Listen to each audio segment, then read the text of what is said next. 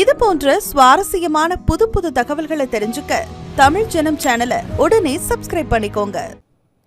CP ராதாகிருஷ்ணனுக்கு ஆதரவளிப்பது பற்றி கமல்ஹாசன் தெரிவித்த கருத்தை பாஜக மூத்த தலைவர் டாக்டர் தமிழிசை சவுந்தரராஜன் விமர்சித்துள்ளார்.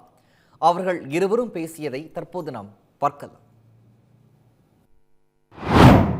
இது தமிழ்நாட்டையும் மனதில் கொண்டிருப்பவர்கள் யார் என்பதைத்தான் தேர்ந்தெடுத்தவர்கள். எங்கள் கூட்டணியில் பல ஆளுமைகள் இருக்கின்றன. அதில் எனக்கு நெருக்கமானவும் தமிழர்களுக்கு நெருக்கமான ஆளுமை என்று பார்த்தால் தமிழக முதல்வர் தான். அவர் இந்த கூட்டணியில் உள்ளார்.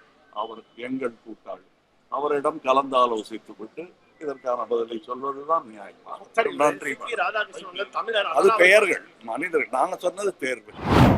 எப்படி கமல் போய் உள்ள போய் பார்த்தாரா? கமலுக்கு தமிழ்நாடு இருக்காம எவ்வளவு ஹிந்தி படத்துல நடிச்சிருக்காரு, எவ்வளவு தெலுங்கு படத்துல நடிச்சிருக்காரு. இப்ப தமிழ்ல இருக்குதா அவங்கள?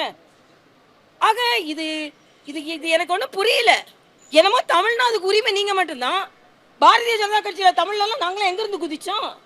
நாங்களும் தமிழர்கள் தான். ஆனா இந்த ஒரு விமர்சனத்தை தான் ஏதோ தேசிய கட்சினா அவங்களுக்குலாம் தமிழுக்கு அவங்களுக்கு சம்பந்தம் இல்லை அப்படின்னு. ஆனா அவங்களுக்கு வேண்டியது வழக்காடு மன்றத்தில் வழக்காடுவதற்கு வட இந்தியாவில ஆளுங்களை கூட்டு வருவாங்க. ராம்ஜெத் மலர்னியெல்லாம் கூட்டு வந்தாங்க. அப்ப தமிழர்கள் எல்லாம் இவர்களுக்கு தேவையில்லை. கமல் போய் இதெல்லாம் பேசலாமா? அண்ணன் சிபிஆர் கூட ஒப்பிடும் போது கமல் எந்த நிலையில இருக்கிறார்? ஆக அவரு ஒரு 40 ஆண்டு கால அரசியல் அனுபவம். நீங்களாம் நடிச்சுக்கிட்டு இருக்கும்போது அவர் அரசியல்ல நடந்து கொண்டிருந்தார். 1900 கிலோமீட்டர் நடந்து கொண்டிருந்தார் அவரு. நீங்க நடிச்சுக்கிட்டு இருந்தீங்க. இன்னைக்கு திடீர்னு நீங்க உதிச்சோட நீங்க தலைவர்கள் ஆயிட்டீங்க. கமல்லாம் சொல்றதுலாம் பதிலே சொல்லக்கூடாதுங்க.